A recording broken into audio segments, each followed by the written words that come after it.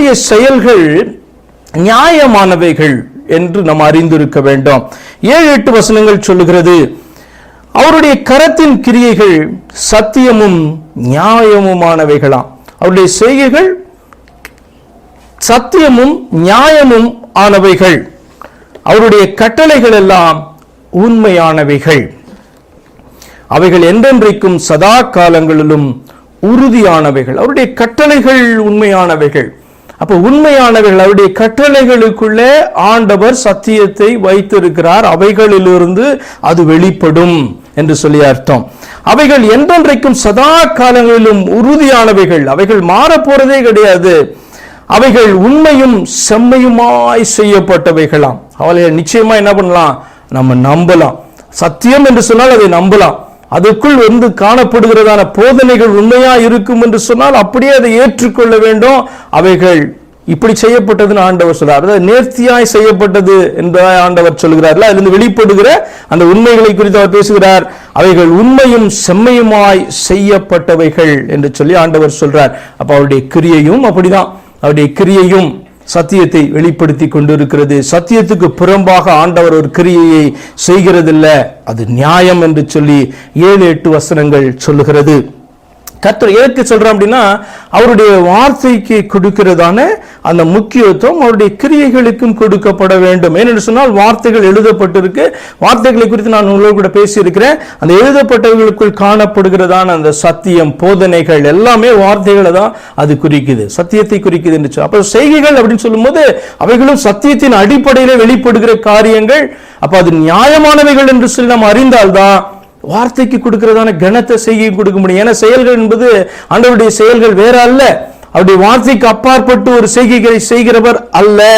மனுஷன் வேணா அப்படி செய்வான், ஆண்டவருடைய செய்ய மாட்டார். அதனால்தான் பாத்தீங்கன்னா அதற்கு நீங்க முக்கியத்துவத்தை கொடுக்கணும். ஆராய்ந்து பார்க்கப்பட வேண்டியவைகள்.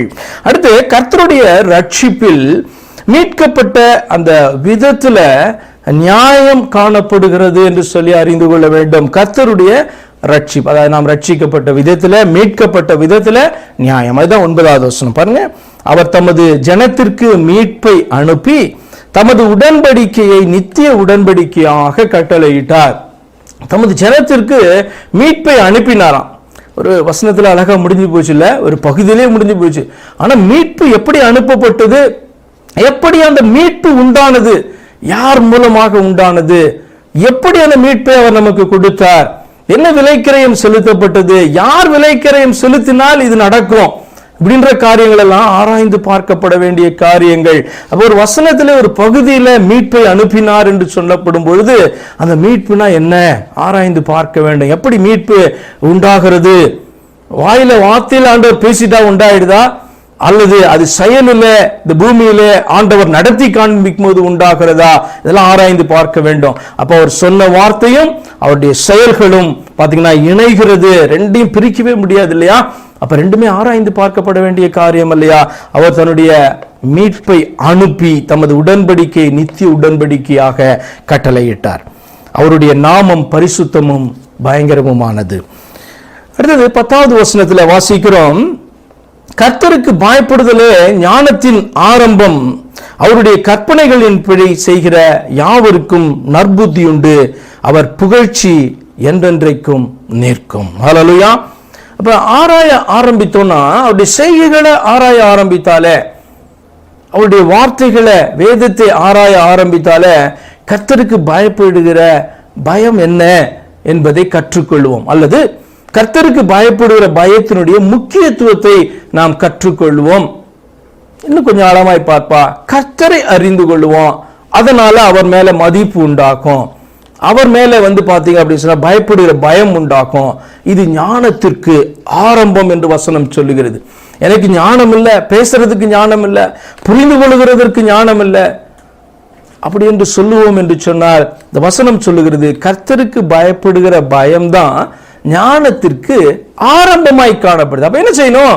ஆண்டவருடைய வார்த்தைகளையா அவருடைய செய்கைகளையும் ஆராய்ந்து பார்க்கணும். அவருடைய பிரியப்படுகிறோம் என்று சொன்னால், ஞானத்தை விரும்புகிறோம் என்று சொன்னால், கர்த்தருக்கு பயப்படுகிற பயம் நமக்கு வர வேண்டும் என்று சொன்னால், அவருடைய வார்த்தைகளையும் அவருடைய செயல்களையும் இவைகள் ஏன் என்று சொல்லி ஆராய்ந்து பார்க்க ஆரம்பிக்கும் பொழுது அவருக்கு பயப்படுகிற பயம் தானா உள்ளத்துல வர ஆரம்பிக்கும். அது உங்களுடைய ஞானத்திற்கு ஆரம்பமாக இருக்கும். அப்படியே உடனே ஞானவானாய் மாறிடுறது இல்லைல்ல. இப்ப சின்ன பிள்ளைகள் வளர்ந்து வராங்கன்னா அவருடைய அறிவு கொஞ்சம் கொஞ்சமாய் வளர்ந்து கொண்டே வருகிறது. அதை போல ஒரு மனுஷன் ஓவர் நைட் ஒரே நாள்ல ஞானவானாய் மாறி விடுவதல்ல. இந்த வசனம் அழகாய் சொல்லுகிறது ஞானத்தின் ஆரம்பம் என்ன அப்படின்னா கர்த்தருக்கு பயப்படுற பயம். அது எங்க இருந்து வரும் என்று சொன்னால் வேத வார்த்தைகளின் மூலமாய் தான் வரும். அவருடைய செய்கைகளை பார்க்கிறதின் மூலமாக அவருடைய வாழ்க்கையில செயல்களை ஆண்டவர் அனுமதிக்கிறார் என்று சொன்னால் அதை நீ ஆராயும் போது உனக்கு வரும் கர்த்தருக்கு பயப்படுற பயம் வர ஆரம்பிக்கும்.